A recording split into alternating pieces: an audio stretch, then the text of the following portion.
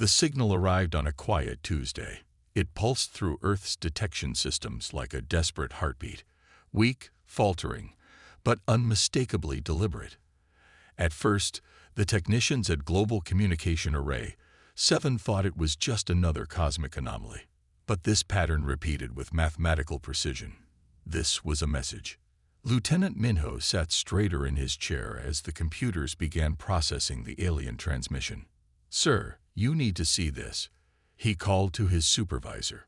For 3 days, Earth's best linguists and xenobiologists worked to decipher the message. When they finally understood, a chill swept through the command center. "They're dying," Dr. Han explained, her voice hollow.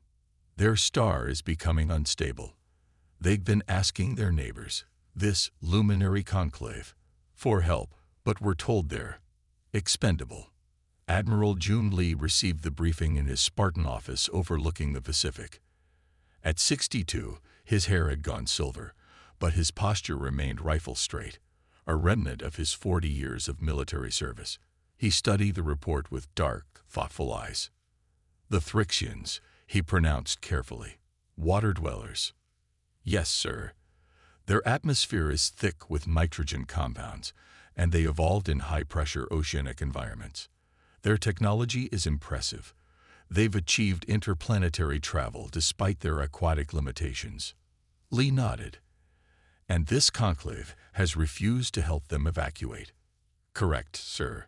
The message indicates the conclave controls most developed systems in that sector.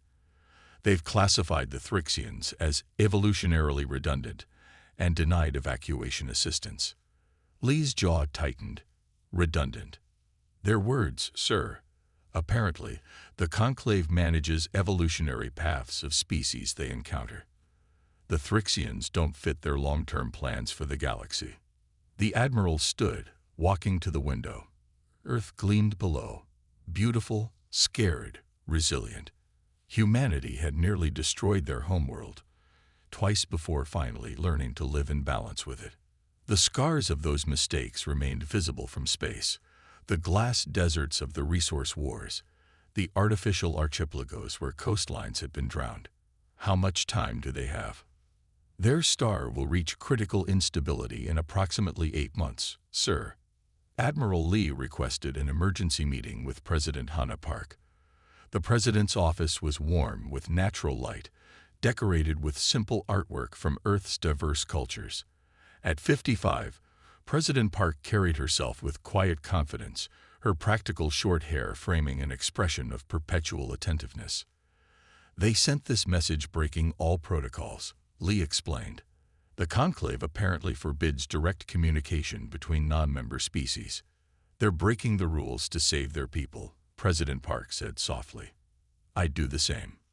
"The risk assessment is concerning," Security Director Kyung added. "We've barely established our first colonies on Mars and Europa.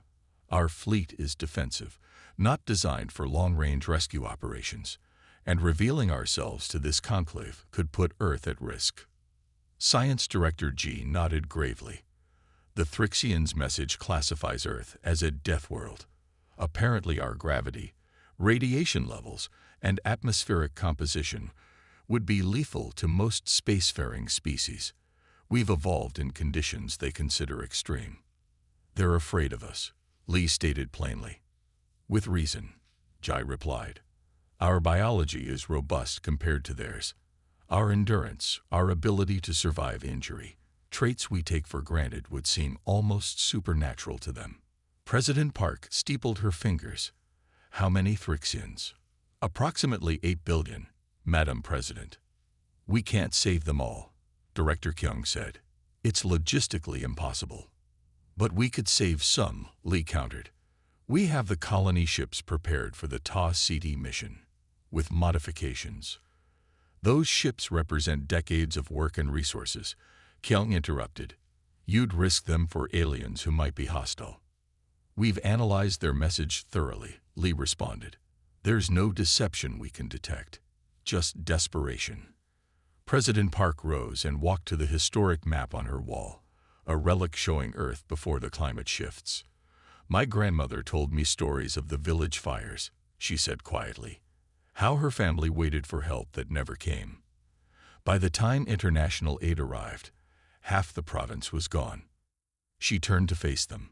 Throughout our history, we've learned the hardest way that isolationism leads to tragedy. We nearly destroyed ourselves before learning that lesson. This isn't the same, Kyung insisted. These are aliens, not humans.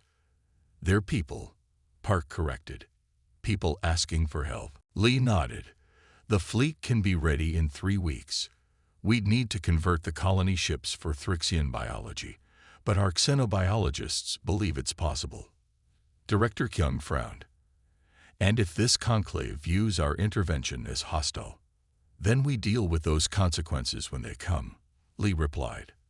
But I won't let billions die because we were too afraid to try. The room fell silent. President Park returned to her desk, her decision already made. How many can we realistically save? With all available ships, perhaps 2 million, Lee answered. We could focus on their scientists, artists, children, enough to preserve their species and culture. President Park nodded. Make it happen, Admiral. As the meeting adjourned, Lee lingered. The weight of the mission ahead pressed on his shoulders. He'd commanded peacekeeping operations, led disaster responses, but never attempted anything of this magnitude. Having doubts, the president asked. Lee looked at her directly. If we do this, we announce ourselves to the galaxy. We challenge this conclave's authority. We may be bringing trouble to Earth's doorstep. I know. Our ships aren't primarily designed for war. But they can fight if needed, she replied. Lee's weathered face remained resolute under the soft lights of the presidential office. If we don't go, who will? President Park smiled sadly. Exactly. We go because we must. Because we know what it means to face extinction. Because somewhere in our past, we became the kind of people who answer when others call for help. Admiral Lee straightened. I'll have the fleet readiness report tomorrow. As he left, technicians across Earth were already receiving their new orders. In orbital shipyards, engineers began adapting vessels for alien passengers. On the lunar base, scientists worked to understand Thrixian biology. And in homes around the world, humans watched the news with wonder and apprehension. Humanity was about to introduce itself to the galaxy, not with diplomats or declarations, but with an armada of ships racing to save a dying world. The human fleet emerged from hyperspace at the edge of the Thrixian system, 16 ships in tight formation. The blue-green world of Thrixia hung against the backdrop of its increasingly unstable sun, which flared with ominous solar storms. Captain Ta Kim stood on the bridge of the UES Dauntless, the flagship of Earth's rescue mission. At 42, he had the calm demeanor of someone accustomed to crisis. His dark eyes studied the tactical displays as sensor data poured in. Detecting multiple artificial structures in orbit, First Officer Jun reported, and several non-Thrixian vessels. Unknown configuration. Kim nodded. Open communications with the Thrixian government, and scanned those unknown ships. The response was immediate. A transmission from the planet's surface filled the main screen. The Thrixian who appeared had bluish skin that shimmered with bioluminescent patterns. Its large, lidless eyes blinked vertically, and breathing membranes pulsed at its neck. This is Elder Blueval of the Thrixian Unity, a computer translated. Unidentified fleet. State your purpose. Kim stepped forward. I am Captain Ta Kim of the United Earth ship Dauntless. We received your distress signal. We've come to help evacuate your people. The Elder's breathing membranes fluttered rapidly, a sign of shock. The xenobiologists had told Kim. You are the Deathworlders, from Sol system. We are humans, yes, Kim replied. We've brought 8 colony ships equipped to support Thrixian biology. We can begin evacuation immediately. Before the Elder could respond, another transmission cut in. A tall, willowy figure appeared, with pale skin and elongated features that seemed almost artificial in their symmetry. This is Grand Arbiter Kellamore of the Luminary Conclave. Primitive vessels, you have entered regulated space without permission. Withdraw immediately. Kim straightened. We're responding to a distress call, as is our duty under interstellar law. Your laws have no standing here, Kellamore replied coldly. The situation on Thrixia is being managed according to Conclave protocols. Your protocols appear to involve letting billions die, Kim said. We have a different approach. He cut the transmission and turned to his crew. Begin landing operations. Get our engineers to the surface to assist with evacuation. Within hours, shuttlecraft descended to Thrixia's major cities. Engineer teams set up teleportation hubs in population centers, while biologists ensured the colony ship's artificial environments would support Thrixian life. Kim transported to the surface with the first team. The Thrixian capital was built largely underwater, with only administrative buildings rising above the surface. The air was thick and humid, hard for humans to breathe without assistance. Kim's team wore lightweight environmental suits. They were met by a delegation of Thrixian officials, led by Elder Blueval. In person, the elder stood taller than any human, with a graceful, fluid posture that suggested comfort in both water and air. You actually came, the elder said, wonder evident in the universal translator's rendition of his words. The Conclave told us no one would answer. They were wrong, Kim replied simply. At Kim's invitation, Elder Blueval agreed to visit the Dauntless to see the evacuation preparations. As they toured the ship, the elder studied the humans with undisguised fascination. Your bodies are so dense, he observed, and you move with such force. Kim smiled.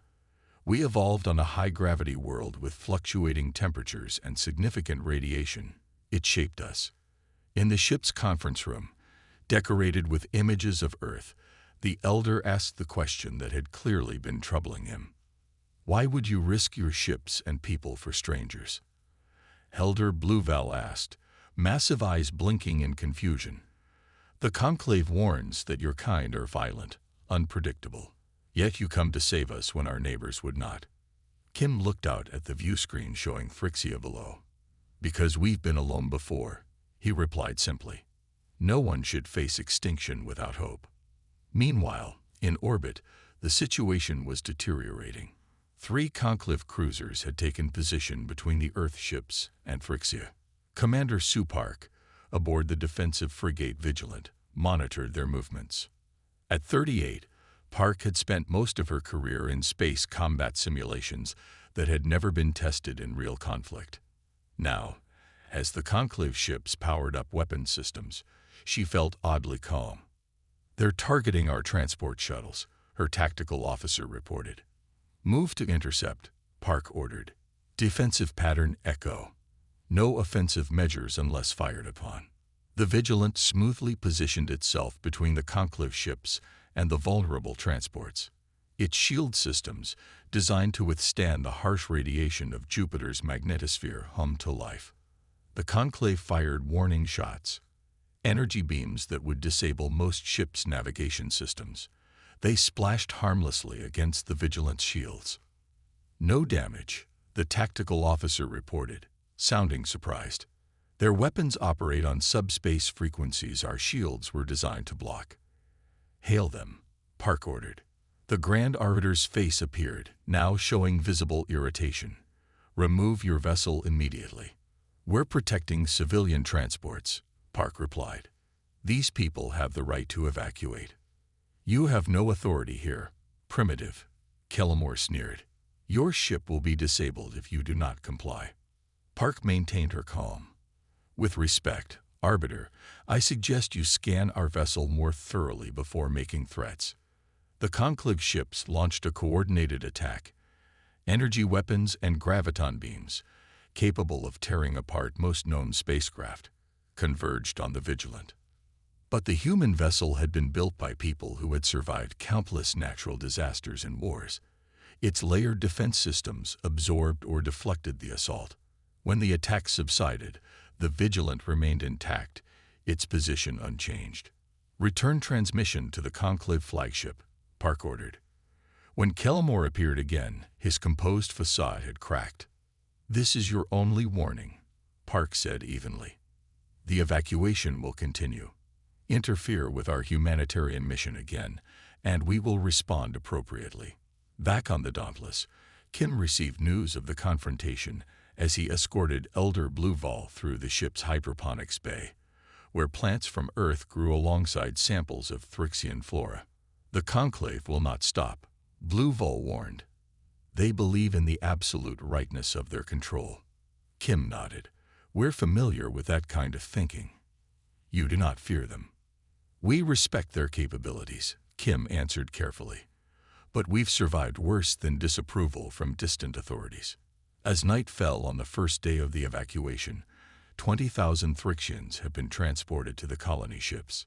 It was a tiny fraction of their population, but it was a start.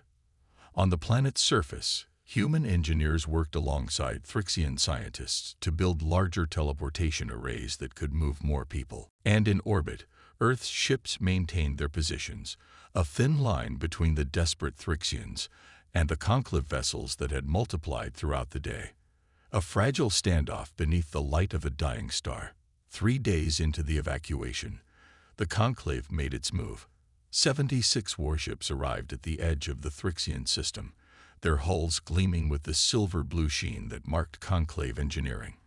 They arranged themselves in a sphere around the planet, cutting off all escape routes except those the conclave permitted. Grand Arbiter Kelmore's message was broadcast simultaneously to all ships in the system. The actions of the Sol Primitives constitute an unlawful interference in conclave authority. Their presence has been reclassified from unauthorized to hostile. All evacuation efforts will cease immediately. Any ship attempting to leave Thrixian orbit will be destroyed. On the bridge of the Dauntless, Captain Kim received the message with a grim expression. How many evacuated so far? He asked. Just under 200,000, his communications officer replied. Not even 3% of their population. Kim opened a channel to Earth. Admiral Lee, the conclave has escalated. Request instructions. Admiral Lee's response came after a brief delay. Hold position, Captain. Help is on the way. Aboard the colony vessel Ark Horizon, Dr. Jin Kang barely noticed the military tension. The 45-year-old cynobiologist had worked nonstop since arrival, her lab coat stained with various chemicals, as she perfected the environmental systems for the Thrixian refugees. The Ark Horizon had been designed to establish human colonies on distant worlds. Now its vast internal spaces were being converted into aquatic habitats. Tanks larger than city blocks, filled with carefully balanced mixtures to match Thrixian ocean chemistry. Lieutenant Du Yun entered her lab with fresh data tablets. At 29, the young officer had never seen an alien before this mission. Now he worked directly with hundreds of Thrixian refugees daily. The latest medical scans, Doctor, he said, placing the tablets on her workstation. Jin looked up from her microscope, pushing back a strand of gray-streaked hair. Thank you. Have the children adapted to the new nitrogen compound? Their breathing has stabilized, Yun confirmed. The adults are still struggling. Jin nodded and gestured to her screen. Their biology is fascinating, she told Lieutenant Du Yun. They metabolize nitrogen differently than any species we've encountered. Look at these cellular structures. Yun peered at the magnified image. It's beautiful, he admitted. Like tiny stars. A warning siren interrupted their work. All personnel, secure stations, the ship's AI announced. Defensive measures activated. Jin and Yun exchanged worried glances. Through the lab window, they could see Thrixian families being guided to shelter areas by human crew members. They've already lost so much, Jin said softly. Outside, in the cold vacuum of space, the conclave fleet tightened its blockade. 3 human transport ships attempting to reach the surface were forced to turn back as conclave cruisers locked weapons on them. Captain Kim requested an emergency meeting with Elder Blueval and Grand Arbiter Kellamore. The meeting took place via holographic projection, with each leader appearing from their respective command centers. This blockade violates all principles of humanitarian aid, Kim stated firmly. You're condemning billions to death. The Grand Arbiter's expression remained impassive. The Conclave has managed galactic evolution for 12,000 years. The Thrixian path has reached its conclusion. You speak of us as if we are laboratory specimens, Elder Blueval said, his voice trembling. We have built civilizations, created art, explored the stars. Your biological adaptations are redundant, Kellamore replied coldly. Other aquatic species show more promising evolutionary trajectories. Captain Kim leaned forward. This isn't evolution. It's genocide. Your species cannot comprehend the timescales on which we operate, Kellamore said dismissively. Withdraw your ships now, or they will be removed. The diplomatic channel closed. Kim immediately ordered all evacuation ships to fall back to defensive positions behind Earth's military vessels. For 2 tense days, the standoff continued. Small skirmishes broke out as Conclave ships tested Earth's defenses, probing for weaknesses. The human ships held their positions, but evacuation efforts slowed to a dangerous crawl. Then, on the morning of the 6th day, space folded in the outer reaches of the system. A second human fleet arrived, larger, more heavily armed, and led by the massive command carrier Indomitable. Admiral Wong Choi stood on its bridge, watching the tactical display. At 68, Choi was the most experienced space commander in Earth's defense forces. His weathered face revealed nothing as he studied the conclave positions. They've arranged themselves for fighting standard opponents, he observed, species similar to themselves. Yes, Admiral, his tactical officer confirmed. Their formations assume conventional attack vectors. Choi allowed himself a small smile. But we're not conventional, are we? He opened a channel to all Earth ships. This is Admiral Choi. Deploy Typhoon squadrons. Activate Thunderhead protocols. Across the human fleet, hangar bays opened. Hundreds of small craft poured out, each barely large enough for 2 pilots. The Typhoon fighters were Earth's secret weapon, designed based on a simple observation. Most alien technology failed in extreme conditions. These fighters carried no life support systems. Their pilots wore sealed suits that would let them survive briefly even in vacuum. This made the craft smaller, faster, and incredibly maneuverable compared to the bulky, fully supported Conclave ships.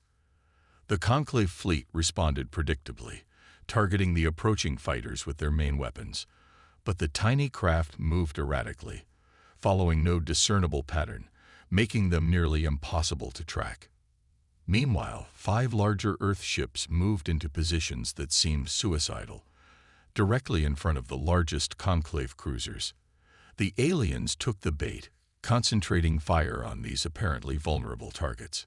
But these were Thunderhead vessels, specialized ships with reinforced hulls designed to absorb energy weapons and redirect the power to their own systems. The more the Conclave fired, the stronger the Thunderhead ships became. Their weapon frequencies are locked in, reported Commander Supark from the Lid Thunderhead ship, ready to deploy countermeasures. Admiral Choi gave the order. Execute. The Thunderheads released the stored energy in precisely calculated bursts. Not at the Conclave ships, but at the space between them. The fabric of space-time itself distorted, creating temporary gravitational wells that pulled the Conclave ships out of formation.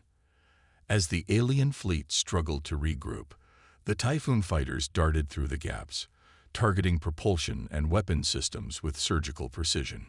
On the Conclave command ship, Grand Arbiter Kellamore watched in growing alarm as his carefully ordered blockade dissolved into chaos.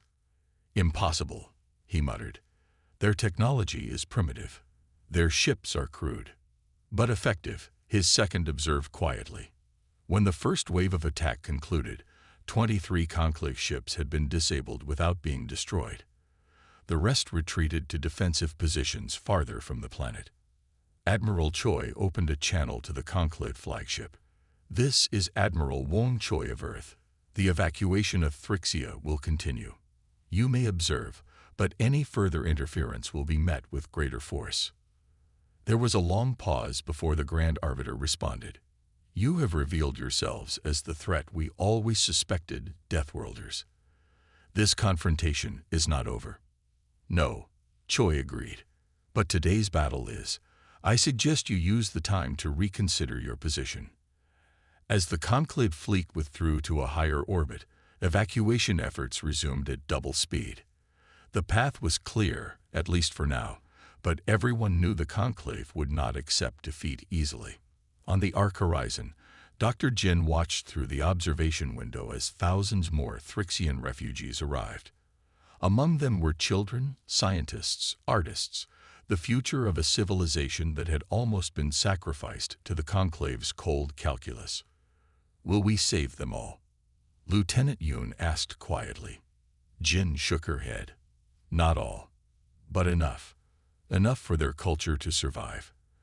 Enough for their story to continue. Outside, Earth's fighters maintained their defensive screen, pilots vigilant for any sign of renewed Conclave aggression. The battle had been won, but the war for Thrixia's survival had only just begun. Dr. Jin Kang hadn't slept in 3 days. The temporary laboratory on the arc horizon hummed with activity as human and Thrixian scientists worked side by side. The evacuation had reached a steady rhythm, with almost 2 million Thrixians now safely aboard the colony ships. But time was running out. The sun's instability was accelerating. A tall Thrixian scientist named Rilfen approached Dr. Kang's workstation. His blue-green skin had paled from stress, and the bioluminescent patterns along his neck pulsed with agitation. "Doctor, I need to show you something," he said through his translator. "We've been analyzing the solar data from our long-term observatories." Jin rubbed her tired eyes. "Have you found a way to slow the degradation?"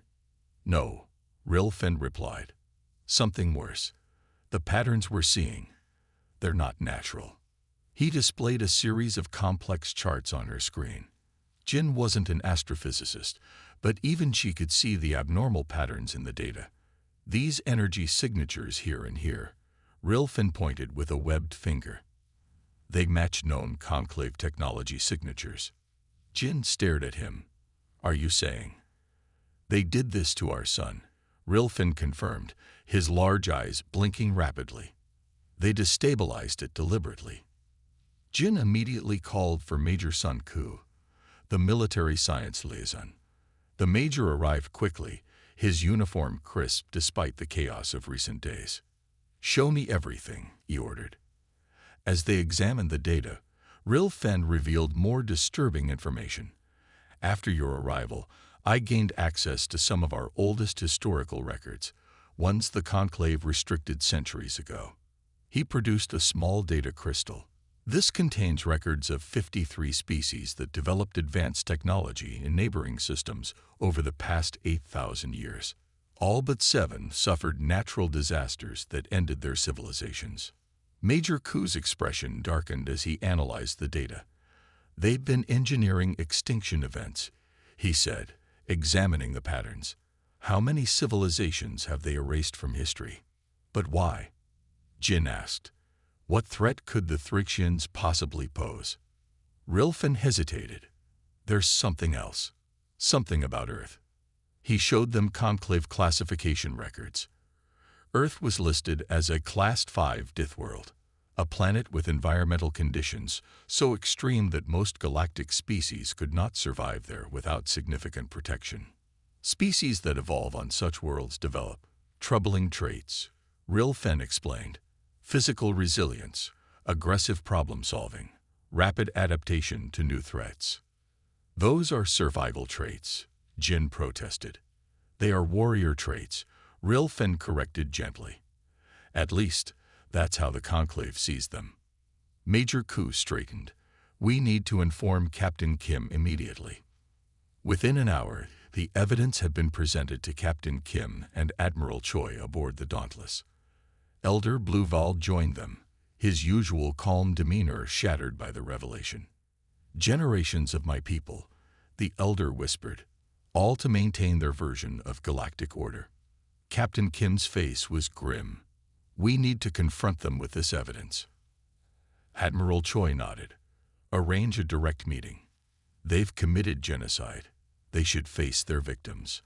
When the communication channel opened, Grand Arbiter Kellamore appeared as serene as ever, but there was a new wariness in his eyes as he regarded the assembled humans and Thrixians.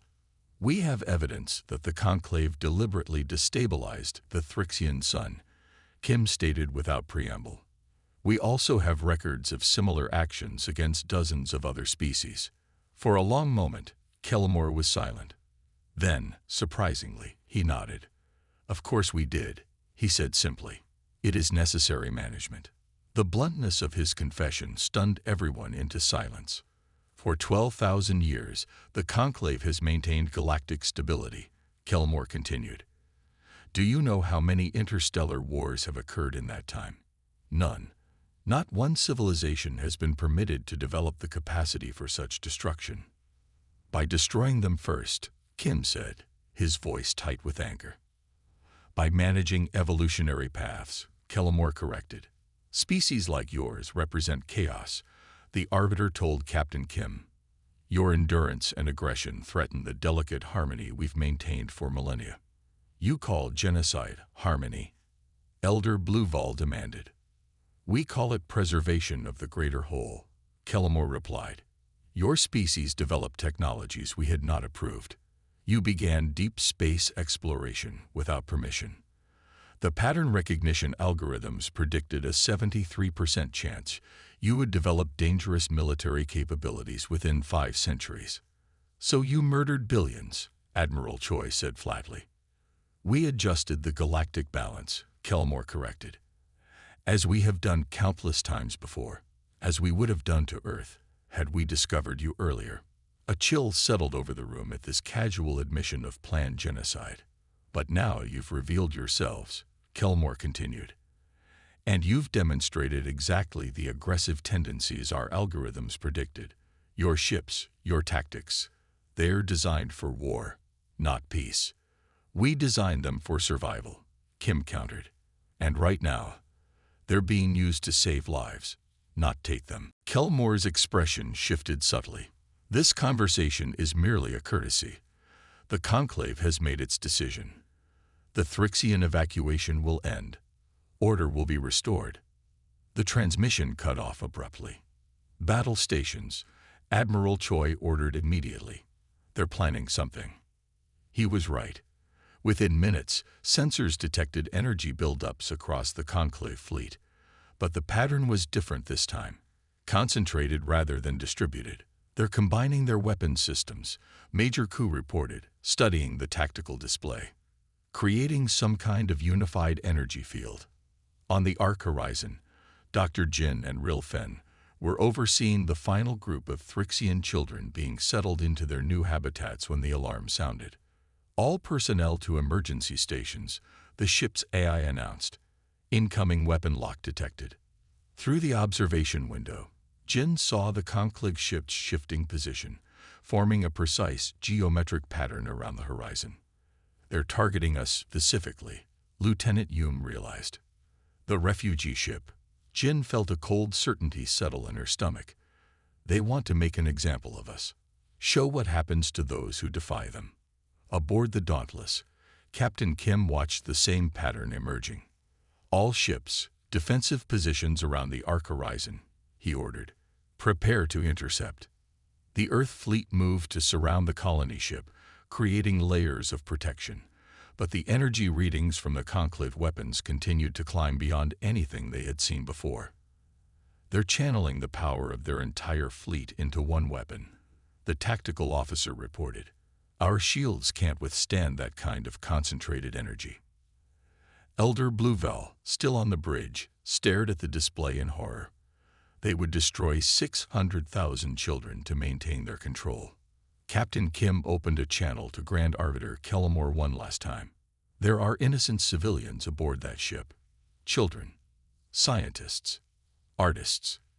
They pose no threat to you." "They pose the greatest threat of all," Kellamore replied. "They represent defiance of the natural order. Others are watching this confrontation, Captain. The example must be clear." The energy readings peaked. A blinding beam of concentrated power lanced out from the combined Conclave fleet, aimed directly at the heart of the arc horizon. Earth's ships intercepted it with their own shields, layering their defenses. The beam cut through the first layer, then the second. Ships began to break apart under the strain, their crews evacuating in emergency pods. On the Dauntless, Captain Kim made his decision. "Move us directly into the beam path," he ordered. "Full power to forward shields." As the flagship took the brunt of the attack, its hull began to glow white-hot. Systems failed across the ship, but it held just long enough for the arc horizon to engage its emergency drive and slip away from the killing beam. The Conclave's weapon finally dissipated, leaving destruction in its wake. 3 Earth ships destroyed, 4 more heavily damaged. The Dauntless was adrift, its engines dead, but its core intact. And the arc horizon, carrying the future of Thrixia, had survived. The Dauntless drifted in space, its hull breached in 17 places. Emergency force fields contained the atmosphere, their blue glow casting eerie shadows through the smoke-filled bridge. Captain Ta Kim pulled himself up from the deck, blood streaming from a gash on his forehead. "Status report," he managed, his voice rough. "Life support at 40%. Engines offline. Weapons at minimal capacity," his first officer replied. "Medical bay reporting 63 injured, 17 critical." Kim nodded grimly. "And the arc horizon?" "Safe. They've reached the jump point with 3 escort ships. A small victory, at least." The massive colony ship carrying 600,000 Thrixian refugees would soon be beyond the Conclave's reach. But the rest of the evacuation fleet remained in danger. 4 million more Thrixians waited in ships throughout the system, protected only by the battered remains of Earth's fleet. The ship's doctor approached, medical scanner in hand. "Captain, you need immediate surgery. That shrapnel in your side has pierced your liver." Kim waved him away. "Tend to the others first. I can still command." A thunderous impact rocked the ship. On the view screen, 3 Conclave cruisers approached, weapons charging for another attack. "They're boarding," the tactical officer warned. "Breaching pods detected on decks 3 and 7. Kim pulled himself to his feet, drawing his sidearm. "Security teams to all breach points. Hold this ship at all costs." Back on Earth, President Hannah Park stood in the Strategic Command Center deep beneath the Pacific Ocean. Reports of the battle flickered across massive screens. Her admirals watched in grim silence as ship after ship registered critical damage. "They're dying out there," Admiral Lee said quietly. "We underestimated the Conclave's response." Park's expression hardened. "It's time. Launch the reserve fleet." Lee looked at her sharply. "Madam President, those ships are our last line of defense. If we don't use them now, there will be nothing left to defend," she replied.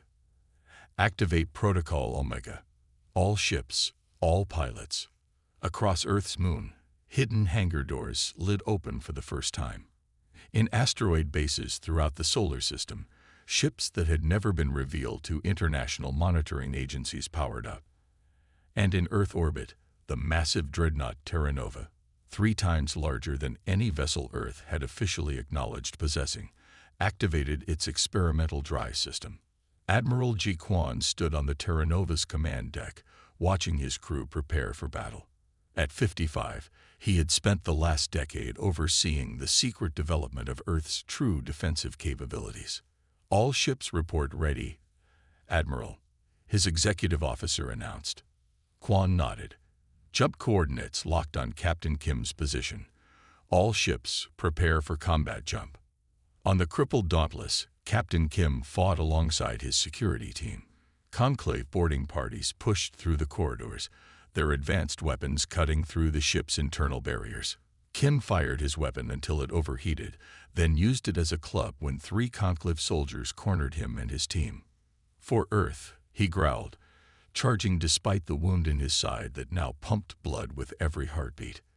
The security team held the line, but more boarding pods attached to the hull every minute. The Dauntless was falling. Then space itself seemed to tear open. Dozens of jump points formed around the battlefield, and ships poured through, hundreds of them, more than the Conclave had ever seen from Earth. At their center flew the Terra Nova, its hull gleaming with technology the Conclave had believed beyond human capabilities. "This is Admiral Quan of Earth," his message broadcast to all ships in the system. "The Thrixians are under our protection. Any further aggression will be met with overwhelming force." The Conclave ships hesitated, their neat formations faltering. It was all the opening Earth's forces needed. The Terra Nova fired its main weapon, a gravitational lance that distorted spacetime itself. 3 Conclave capital ships imploded instantly, crushed by forces they couldn't resist. Smaller Earth vessels swarmed the enemy fleet, targeting engines and weapons with precise strikes. On the Dauntless, the boarding parties suddenly found themselves cut off as their own ships began to retreat. The tide had turned. Despite losing consciousness twice from blood loss, Captain Kim maintained command until the last Conclave soldier was captured. Only then did he allow himself to be taken to medical. The battle raged for 6 more hours, but the outcome was never again in doubt. Earth's reserve fleet had been built specifically to counter Conclave technology, incorporating everything humans had learned from studying alien wreckage and transmissions over decades. When the Grand Arbiter's flagship finally surrendered, Admiral Quan personally led the boarding party. They found Kellamore sitting calmly in his command chair, seemingly unfazed by defeat. "You have hidden your true nature well, Deathworlders," the Arbiter said. "The Conclave will not forget this. Nor will we forget what you tried to do to the Thrixians," Quan replied. "But unlike you, we don't believe in genocide. We're offering terms." 3 days later, representatives from Earth, Thrixia, and the Conclave signed a ceasefire agreement. The Conclave recognized the right of the Thrixians to evacuate their world and acknowledged Earth's status as an independent power beyond their authority. As news of the conflict spread throughout the galaxy, something unexpected happened. Messages began arriving from dozens of worlds, species that had lived under Conclave control for centuries, now seeing hope for the first time. 6 months later, the first Thrixian settlement on Mars was established. The red planet's poles had been partially terraformed years earlier, creating vast oceans where the aquatic aliens could thrive. Human and Thrixian engineers worked together, building cities that could accommodate both species. 1 year after the Battle of Thrixia, Captain Kim, now Admiral Kim, stood on the observation deck of the rebuilt Dauntless. The scars on his body had healed, though he still felt pain from the cybernetic liver that had replaced his damaged one. Beside him stood President Park, watching as ships from a dozen different worlds approached Earth orbit. "The Sentinel Accord," Park said, looking at the document in her hands. "A mutual defense pact.